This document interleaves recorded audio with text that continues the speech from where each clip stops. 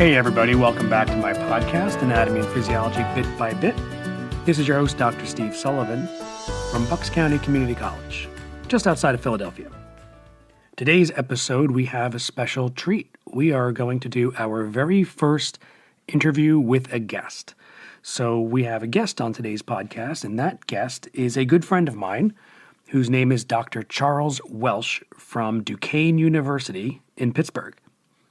Dr. Welsh teaches human anatomy and physiology at Duquesne, and he also is the author of a textbook. And that textbook is called Hull's Essentials in Human Anatomy and Physiology. It's now in its 14th edition, and it's published by McGraw-Hill Education. Now, I met Chuck, I believe in Salt Lake City, Utah, when we were both at the National Conference for the Human Anatomy and Physiology Society, which is called HAPS. And we met because, one, we were both attendees at this great conference that we have every year in a different city, and we're both authors for McGraw-Hill. So we were introduced to one another, and we became fast friends. So I do hope you enjoy this short conversation I had with Dr. Welsh, and then we will get into today's content topic, the human brain.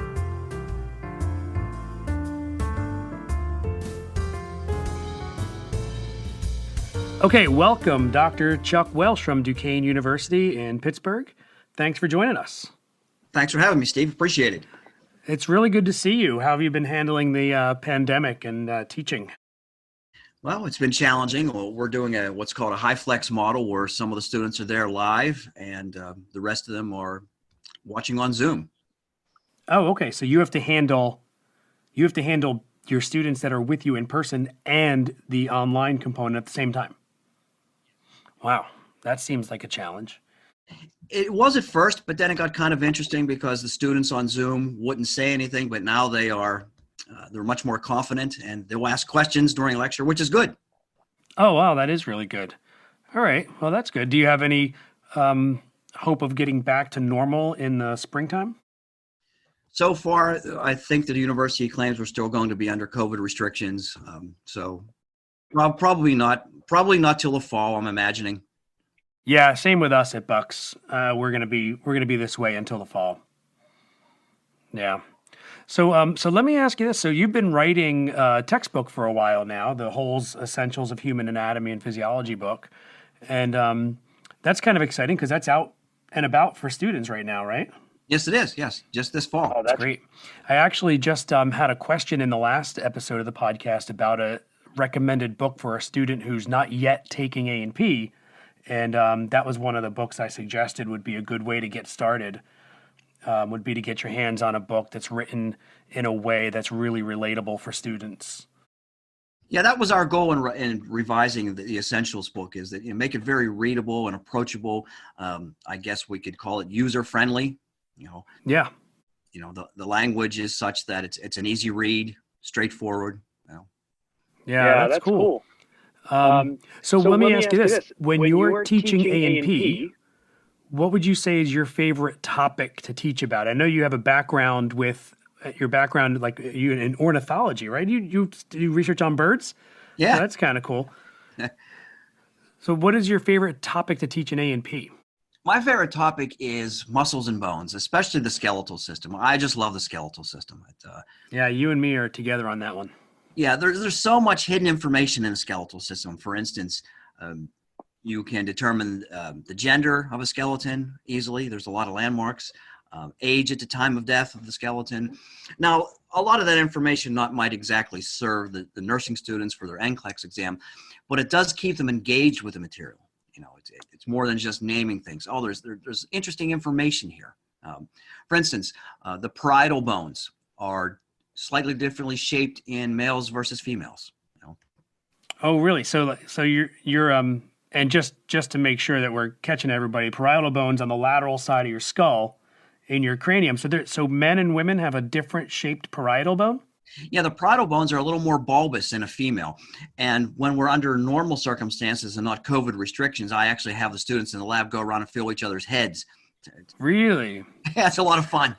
I wonder if that's to make room for women's bigger brains. Yes, I think I go with that. I think that's the diplomatic way to go. Yeah. Oh, that's cool. That's a really interesting. I actually didn't even know that. Yeah, and the mandible is slightly different shaped. A male mandible is a little more squared off. Okay. A female mandible has a little more oval shape to it. So it's fun stuff. Yeah, that is really cool that you can look at a completely, a skeleton with no soft tissue and still be able to tell that it was male or female. Millions of years later. Yes.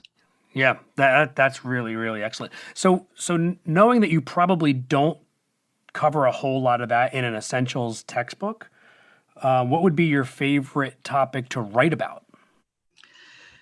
Oh, that's interesting. What I have found challenging in the revision of the text, and I've been working on this for 30 years teaching, is the nervous system, and in particular the action potential. Mm-hmm. My goal, and I guess you could say I was on a mission to condense that and write it at a level that it's, once again, very approachable and readable. There's so much going on that you have to pick and choose exactly what the most important concepts are. And you've been teaching this for years, so you understand what I'm talking about. And if you check some of the textbooks, they go into various levels. The essentials book, I just want them to understand exactly what's happening with the passage of sodium, potassium, why it's important, and just, once again, be very straightforward.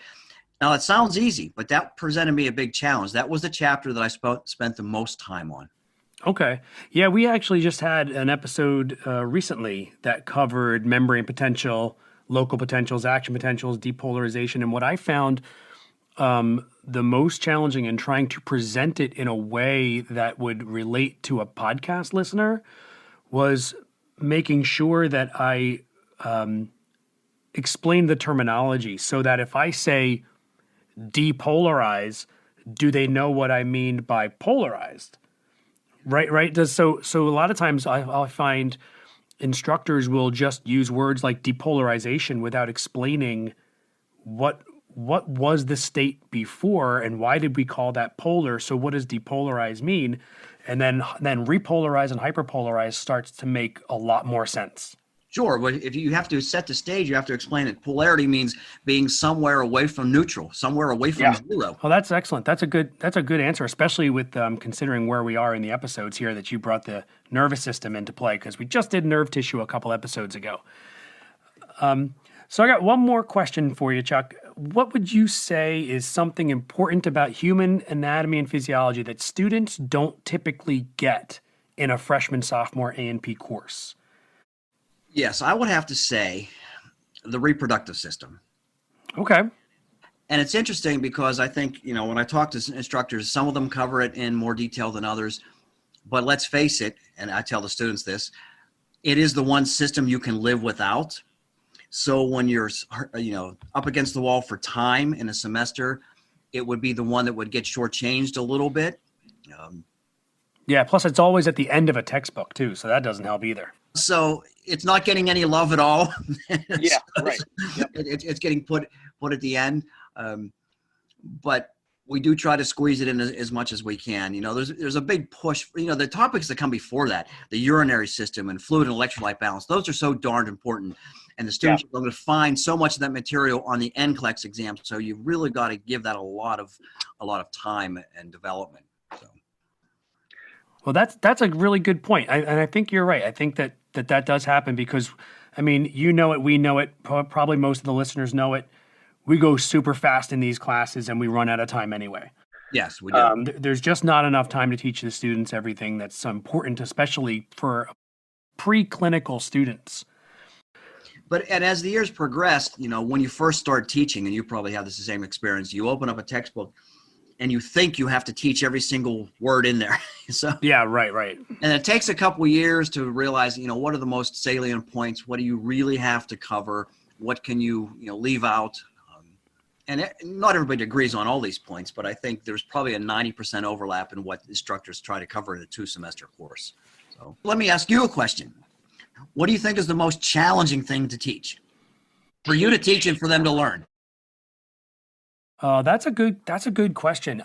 I'll say probably for them to learn is the earlier molecular biology stuff, because I think that when a student comes into an anatomy and physiology class, they come in thinking, oh, this is going to be cool. Bones, muscles, organs, I got this. And then they spend the first 6 weeks learning about cells and protein synthesis and histology.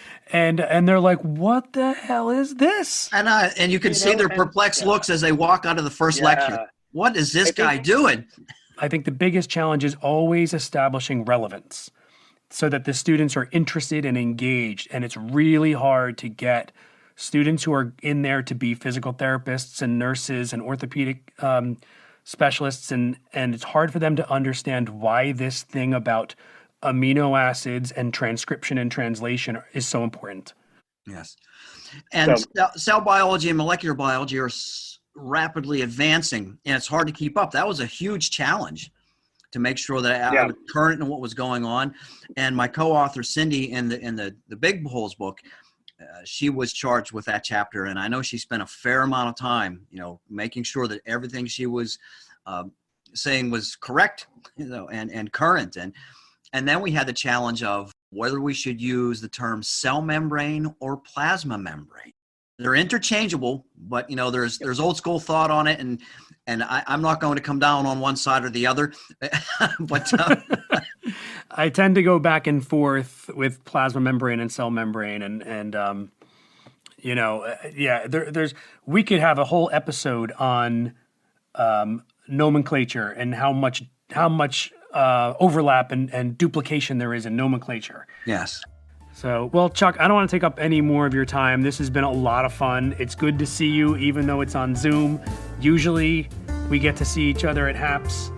And, I miss you. Well, I surely missed that this year.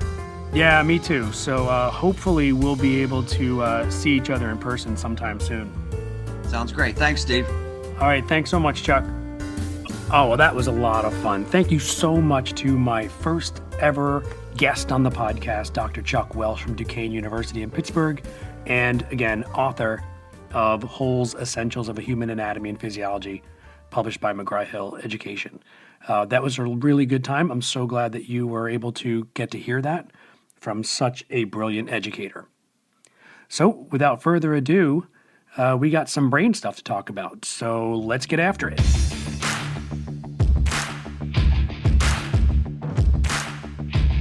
We're going to get into the brain, and we're going to start off in this episode just kind of really introducing you to the way the brain is organized and some of the basic regions of the brain and some major landmarks of the brain and things like that. So we're going to start off with that in this episode and talk about a little bit of what the brain has in common with the spinal cord. So the spinal cord, if you remember from that episode, has a three-layer covering called the meninges. And the brain has the same thing. So the three-layer covering that protects the spinal cord also protects the brain. And the spaces associated with that meninges is also very similar. So the deepest layer is the pia mater, and the pia mater is directly attached to the brain surface, and there are blood vessels embedded in that pia mater that supply the brain tissue. Then the next layer is called the arachnoid mater, and that is the spider-webby stuff that we remember from the spinal cord. And the space between the pia mater and the arachnoid mater is the subarachnoid space. And the subarachnoid space is just basically beneath or deep to the arachnoid mater, so that makes sense. The next layer is the dura mater. That's the thick, durable layer, right? Dura mater. And the space between the dura mater and the arachnoid mater is the subdural space. So you may have heard of the phrase a subdural hematoma.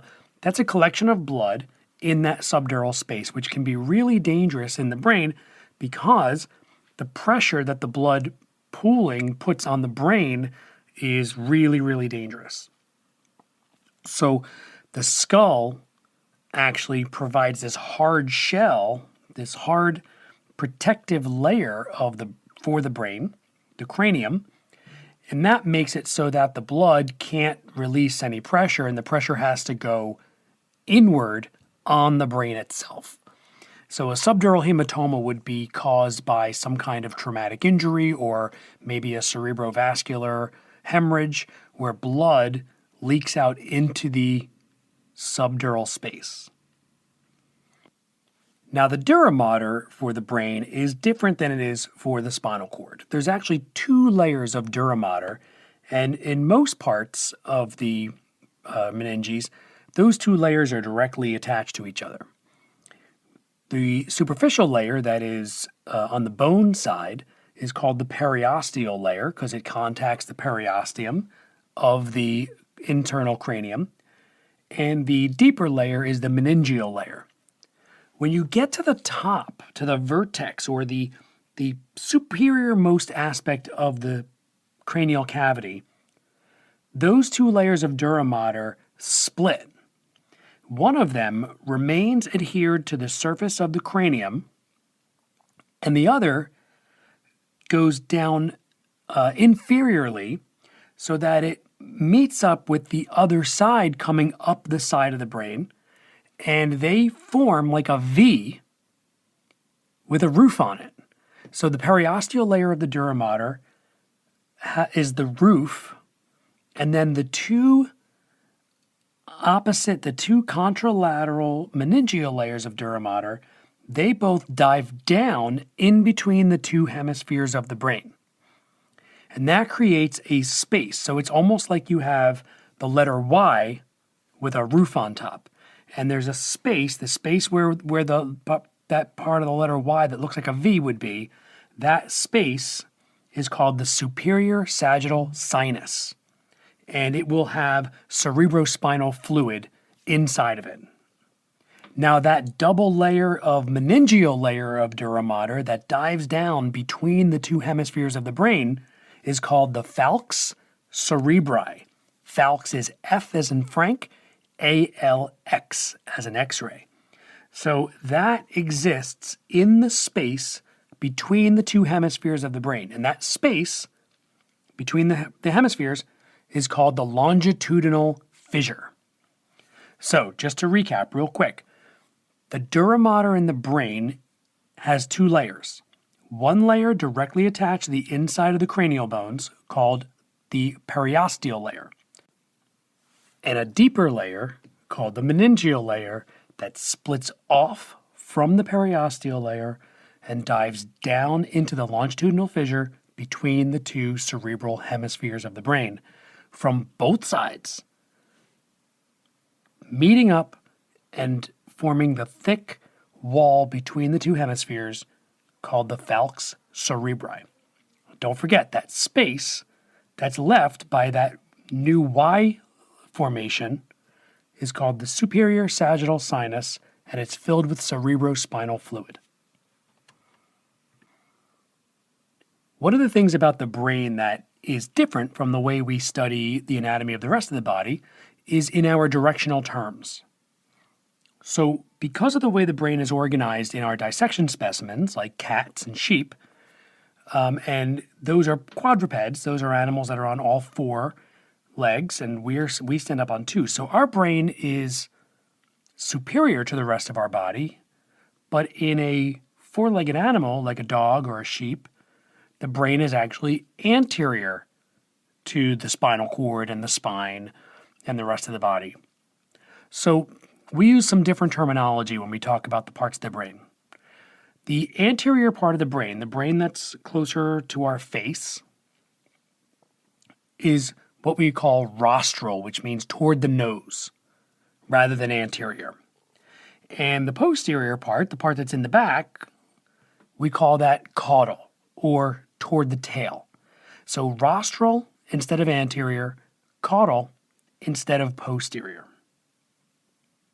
Okay, so now that we've got that covered, what I want to do is focus on just the basic anatomy of the brain in terms of the parts for the rest of this episode.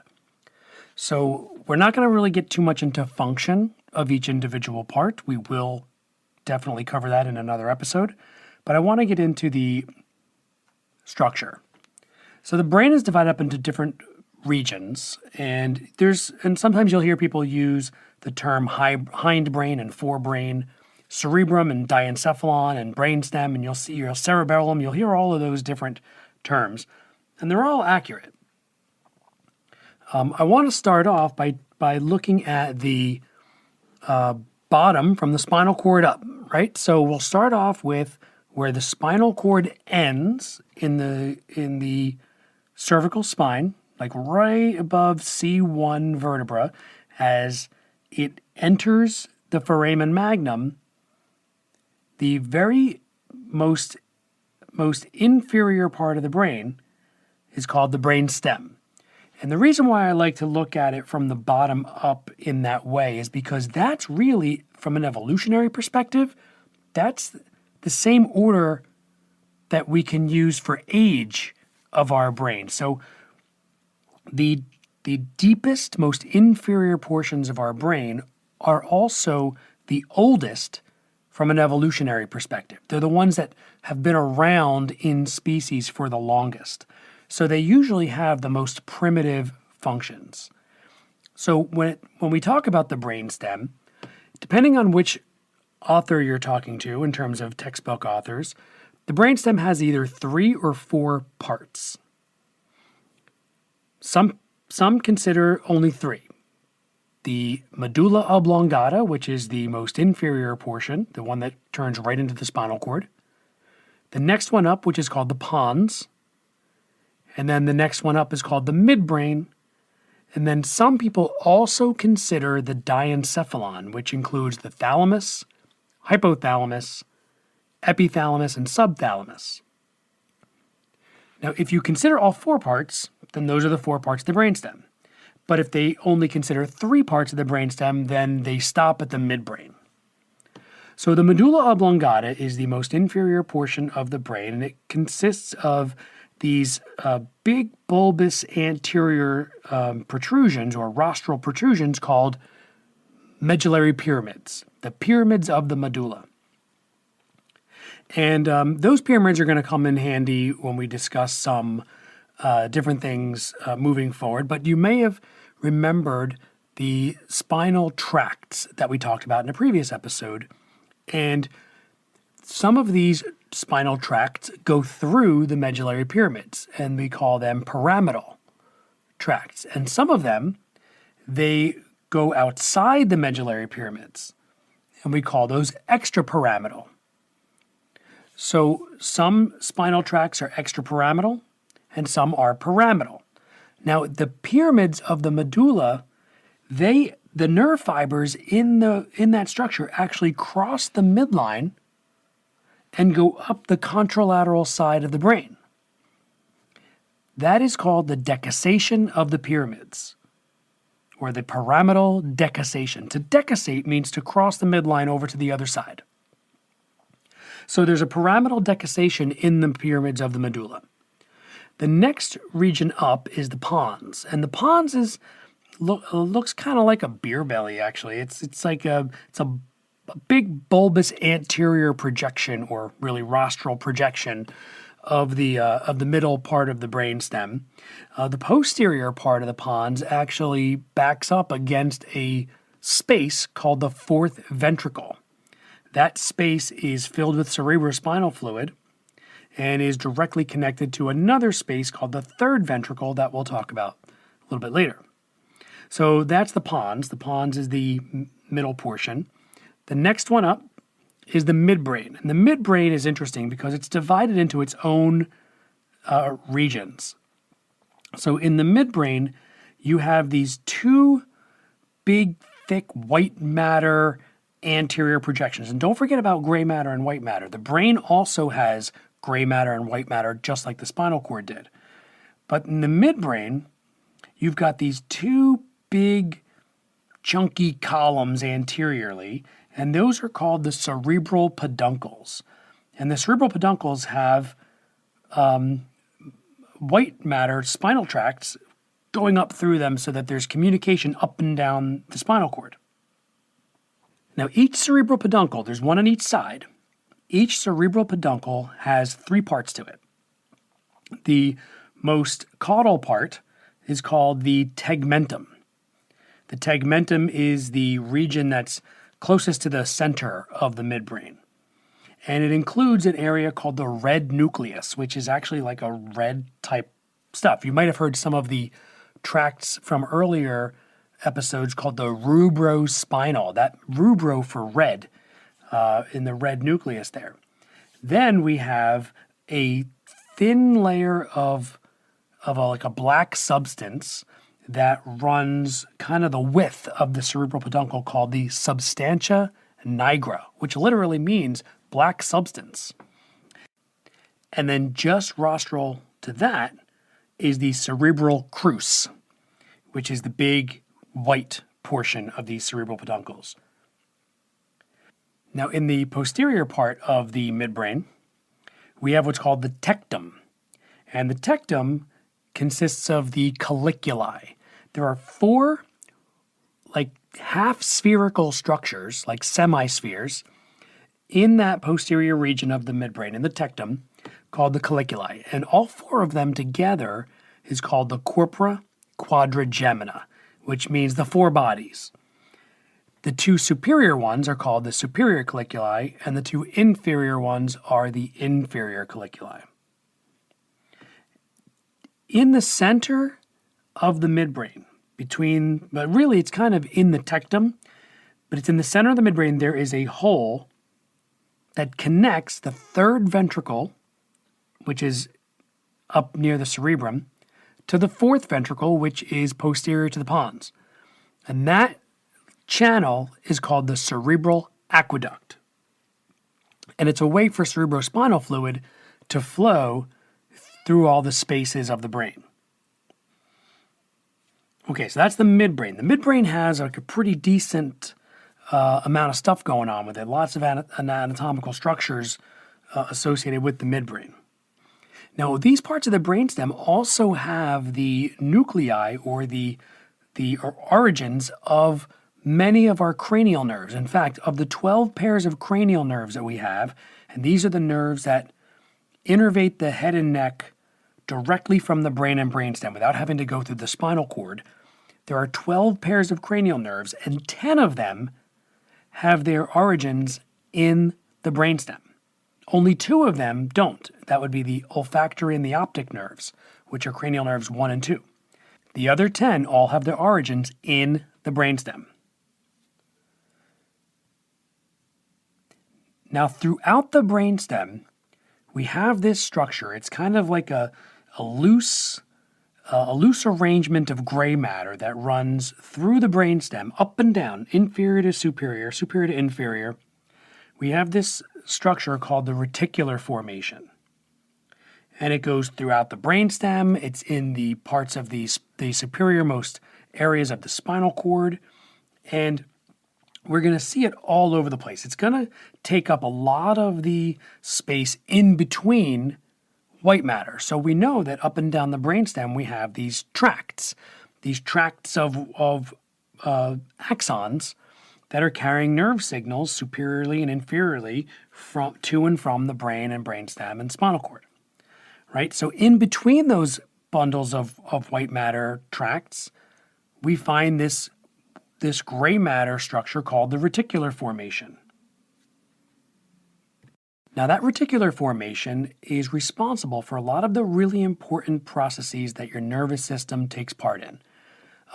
One of them, for example, is making sure that motor coordination of your skeletal muscles is taken care of for you. So when you think about your muscle tone, maintaining balance, keeping your body upright against gravity, right? So your postural muscles, a lot of these things are associated with the reticular formation in your brainstem because you don't really have the bandwidth to kind of have to consciously take care of all that stuff all the time, right? So if you think about the way your eyes can track a moving object, right? So that requires a lot of motor coordination in the small muscles that move your eyeballs. So you have to have some really deep level control that you don't have to think about and coordinate consciously. And that's taking place in this reticular formation. So controlling skeletal muscles in terms of tone and balance and posture, those kinds of things. Maintaining your ability to track objects, hand-eye coordination is important for that, right? So if you can't track an object with your eyes, then you can't actually block it from hitting you. And there's a reflex associated with that as well. So that's an important part of the reticular formation. They're also important in making sure that the muscles that are responsible for swallowing do so in like a nice coordinated fashion, so that way you can swallow something and it goes in the direction that you want it to go. Or making sure that you're breathing, right? These are skeletal muscles that are doing these things, right? So that's an important aspect of the brainstem as well, is this reticular formation.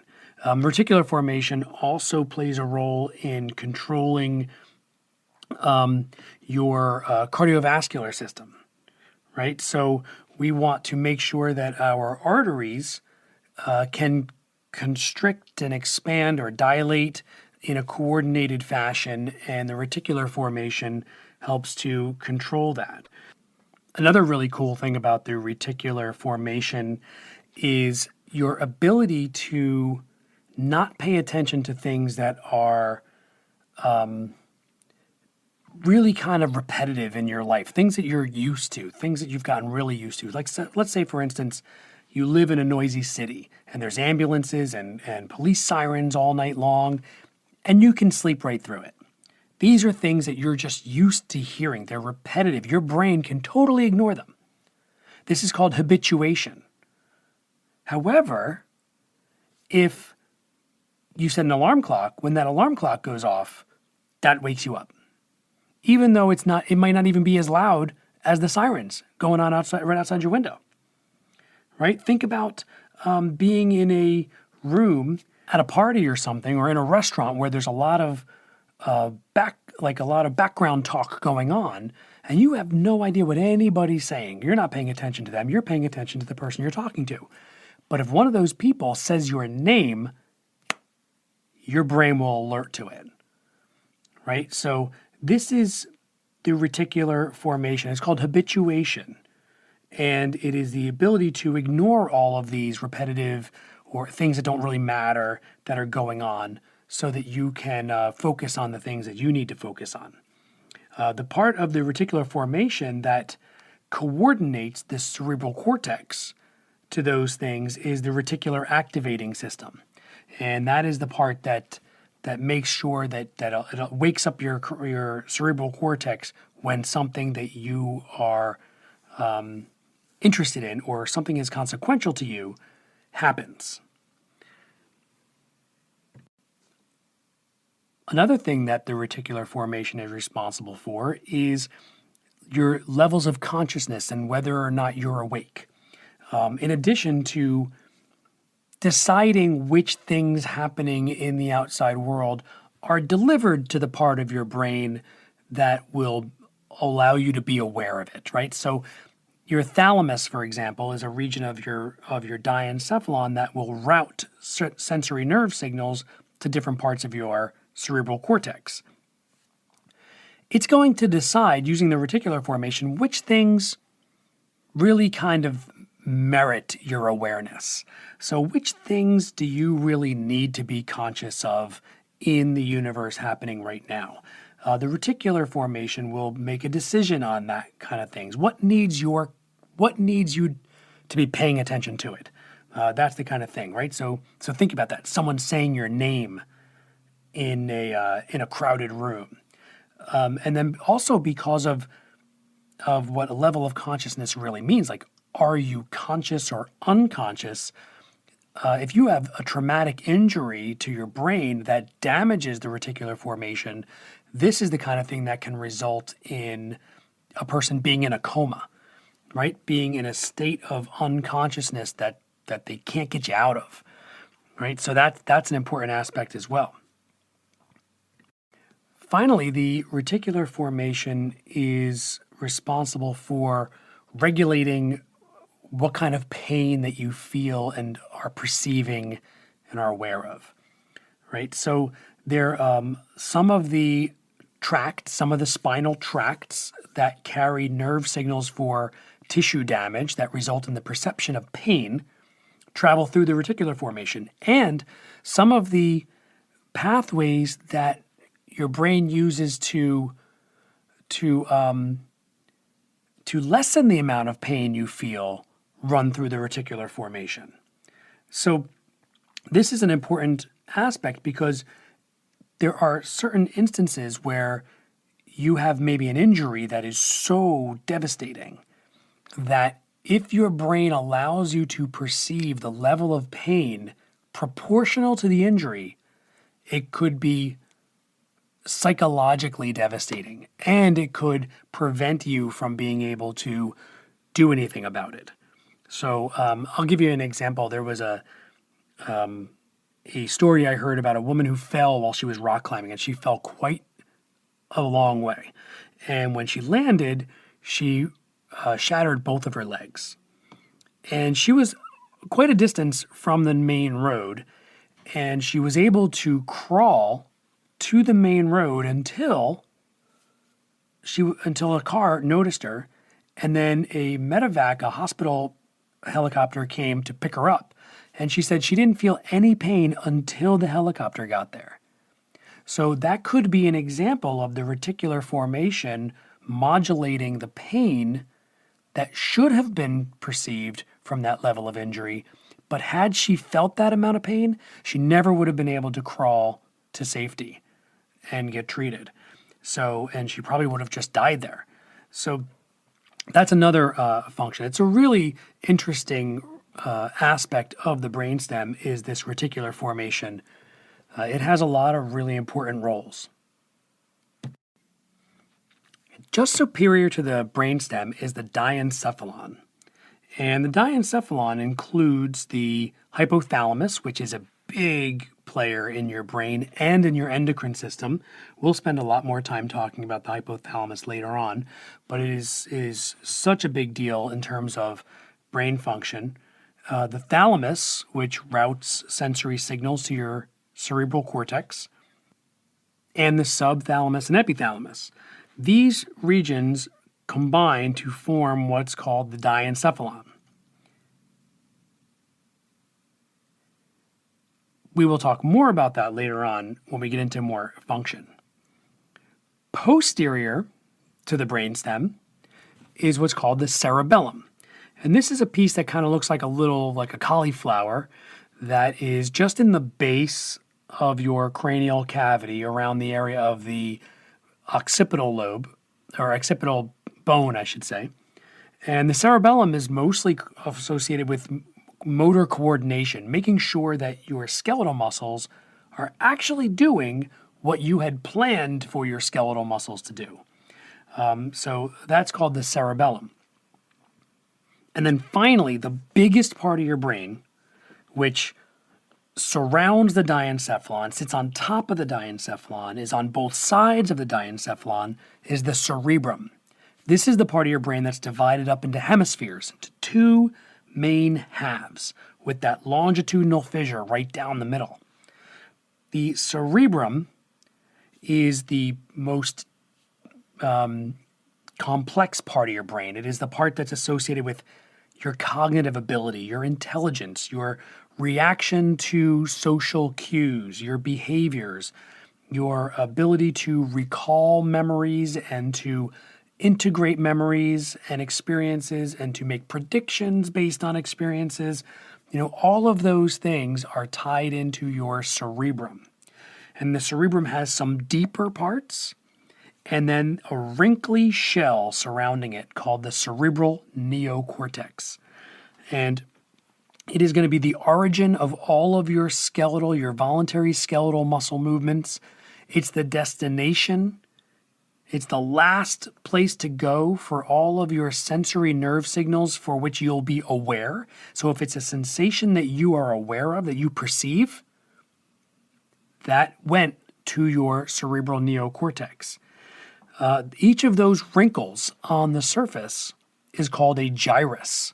the plural being gyri, and each little space between the gyri is called a sulcus. And the cerebrum is divided up into lobes. Anteriorly, each hemisphere has a frontal lobe, and then just posterior to that, or I should say just caudal to that, are the parietal lobes, and then caudal to that still are the occipital lobes.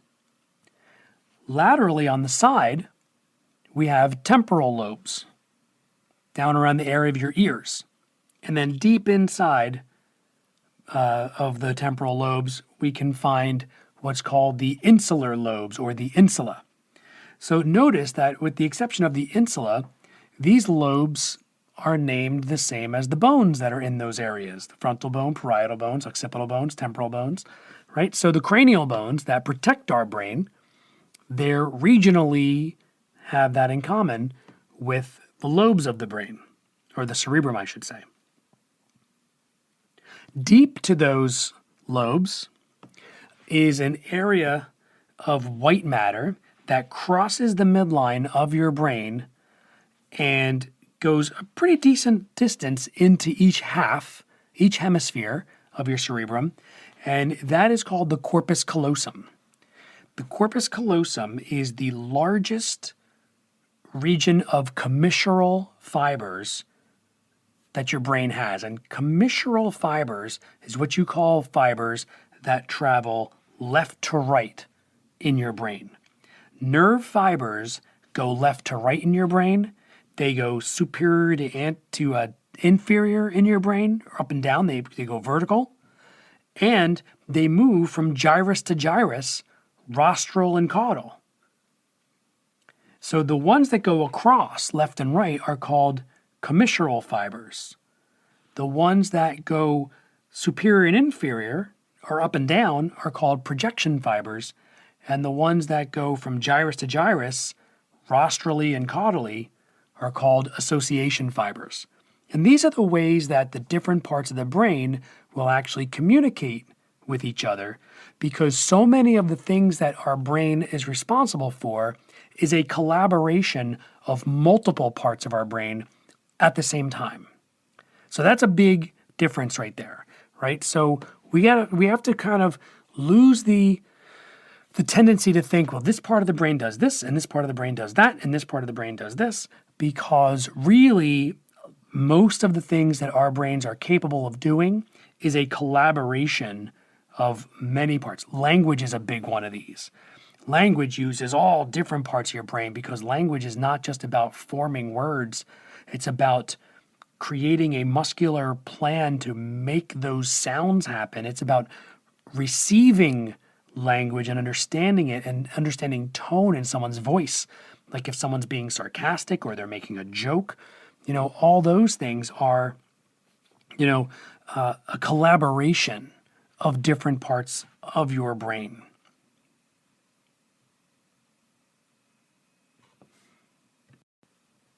If we look closely at that corpus callosum in your deep cerebrum, it's surrounded by a gyrus called the cingulate gyrus. And then just inferior to that corpus callosum is a fluid-filled space called a ventricle. Your brain has ventricles, 4 of them. And just inferior to this corpus callosum is the lateral ventricles. There's a left and a right of these 2 ventricles, and in between the 2 is a thin membrane that makes a wall separating the left and the right lateral ventricles. And that thin membranous wall is called the septum pellucidum. The floor of the lateral ventricles is another white matter structure of the cerebrum called the fornix. And then just inferior to the fornix is another space called the third ventricle. And that ventricle is right around the area of the thalamus. And it's also filled with cerebrospinal fluid, just like the lateral ventricle, and just like the fourth ventricle I mentioned earlier, and the superior sagittal sinus that I mentioned. And these things are all connected by foramina that are holes that allow this CSF, this cerebrospinal fluid, to flow from region to region of the brain, whether it's surrounding the brain, like the superior sagittal sinus, or deep inside the brain, like the lateral ventricles, the third ventricle, and the fourth ventricle. Now remember, the third and fourth ventricle are connected by a channel, a little tunnel, called the cerebral aqueduct that travels through the midbrain of the brainstem.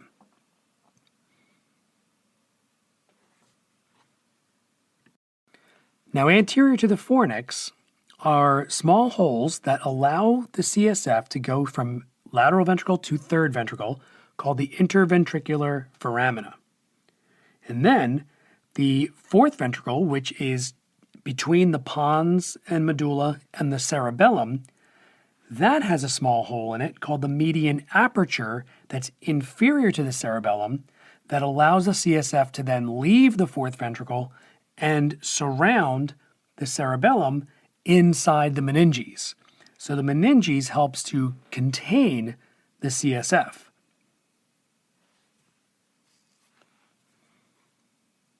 There's another space called the lateral aperture.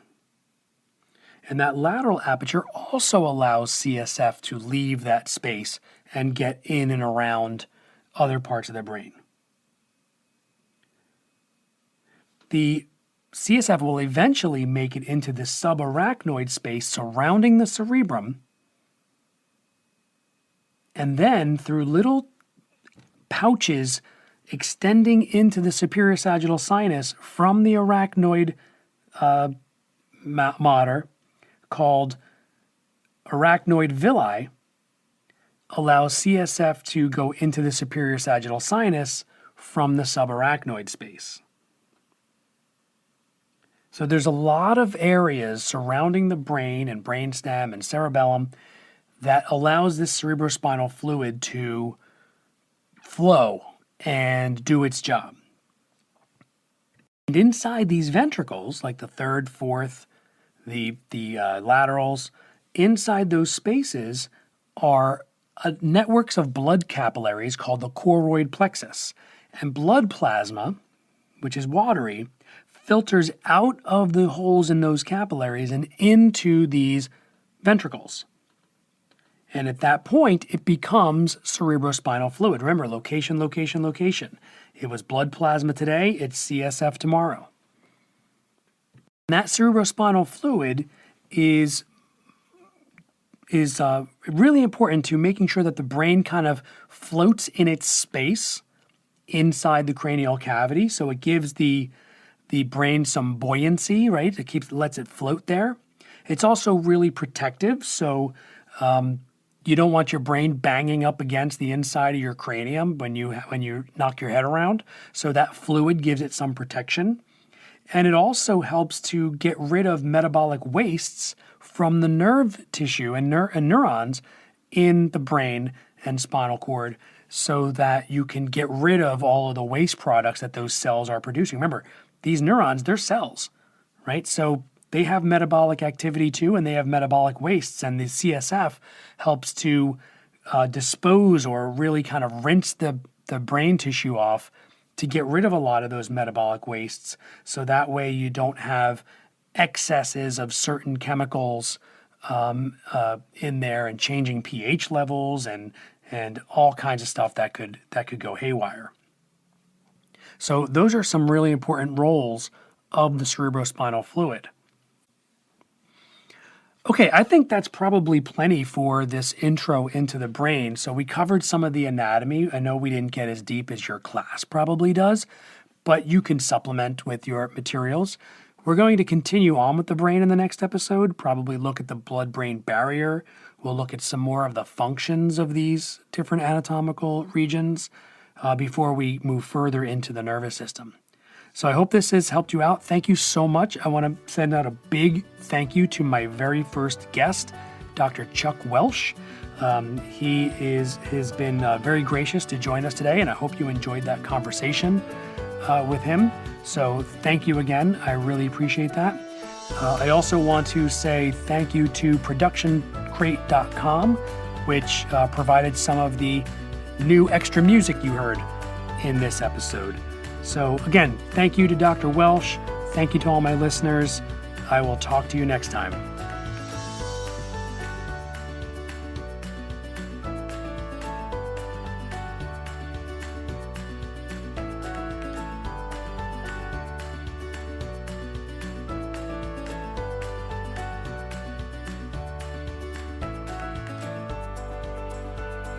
Hey everyone, don't forget to check out my YouTube channel, Student Help for AP. Student Help, the number 4, AP. There's a lot of tutor videos on there that I think could be really helpful. I also have an Instagram account and a Twitter feed with the same name. Anatomy and Physiology Bit by Bit is a production of Minus 55 Media, with a special thanks to Bucks County Community College, McGraw-Hill Higher Education, and my family.